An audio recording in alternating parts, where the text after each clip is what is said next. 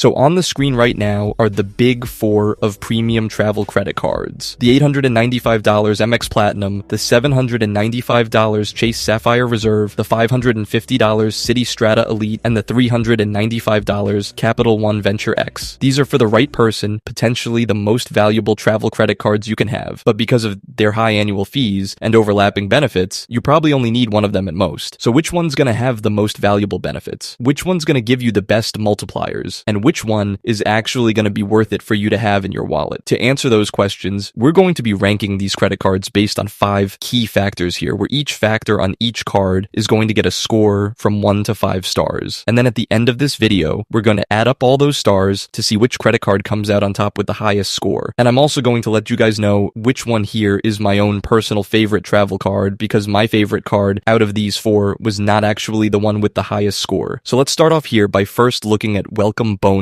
because this is where people are going to generate the most value in the shortest period of time. And welcome bonuses can be a bit tricky when evaluating them for a video like this, just because these bonuses are always changing. So what's available today might not always be available tomorrow. So just a big disclaimer here that I'm going to go over the sign-up bonuses that are going on right now across these 4 cards as of October 23rd when this is being recorded, but make sure you go out and do your own research to see what's out there whenever you watch this. And we're going to begin with the Amex Platinum card here, which is currently offering as high as $175,000 membership rewards points after spending $8,000 in the first 6 months. 175,000 points is worth a lot. So even at a baseline value of 1 cent per point, that's going to be $1,750. And to compare these varying bonuses across these 4 cards on more of an apples to apples basis, we can look at return on spend at that 1 cent per point rate. So $1,750 divided by $8,000 of spending to get that bonus is going to be 21.88% return on spend. Now, personally, I value my own transferable bank points like this at around 2 cents each. But just to be conservative and consistent again, we're going to use 1 cent per point as our number here in this video just to compare these welcome bonuses. Also, American Express has recently been using this as high as language on many of the pages where you can apply for this card. So basically, that's their way of saying that we could give you an offer of 175k points, but we might give you less if we feel like it, and they might give you those lower offers just based on your history with MX, along with a number of other factors. American Express also has some infamous once-per-lifetime language within their terms and conditions that might limit your ability to get more than 1 sign-up bonus on each MX card. But like anything, your mileage may vary on those terms and the value of the offers on the MX Platinum. So I'm going to give this factor a 4 out of 5 stars here, because that is a lot of potential upfront value on this bonus, regardless of any terms. Next, we got the Chase Sapphire Reserve with a current offer of $125,000 points after spending $6,000 in the first 3 months from account opening and at a value of 1 cent per point. That's going to work out to be $1,250 in value and a 20.83% return on spend. So those numbers are still really good, but just a bit below the Amex Platinum's top offer. Now, Chase, Citi, and Capital One tend to have just one public welcome bonus that's going to be the same for everyone out there, which I've always liked compared to what AMX does with varying offers to different people. And something else I want to mention here that's going to be important to consider is the length of time to hit minimum spend requirements to earn these bonuses. So like I said, the Chase Sapphire Reserve's current offer says that you have 3 months to spend $6,000. And that means that obviously you got to be able to put $2,000 of spend per month on this card on average. But then with the MX Platinum, that card's going to require $8,000 of that same spending over 6 months to get your bonus. And that is around $1,333 per month on average. So yeah, I just wanted to call that out here because you definitely want to make sure that you're able to meet these minimum spend requirements in order to get these bonuses so that you don't miss out. Now, Chase also recently joined American Express by adding some language that can limit your eligibility for getting new bonuses as well. It's pretty vague though, because they do say that they're going to consider factors like which cards you've held in the past with them, the number of credit cards you have in total or that you've opened or closed, as well as other factors out there. So because of all this, I'm going to give the Sapphire Reserve 4 out of 5 stars as well here. Alright, next, let's look at the new Citi Strata Elite card, where the welcome bonus on Citi's website is currently for 100,000 points for a limited time after spending $6,000 in the first 3 months. That works out to be $1,000 in value and 16.67% return on spend. So not the highest welcome offer here compared to MX and Chase. And you've got 6K of spend in 3 months as well, but that's still a good deal in my eyes, considering the value that Citi points now have with some transfer partners, which we'll get to later on. Now, I do want to point out here that when this card launched, we were only seeing offers online for $80,000 60,000 points, which I definitely think was too low. So it is nice to see that Citi maybe realized that they had to be more competitive with this 100K limited time offer, but we'll see how long this lasts.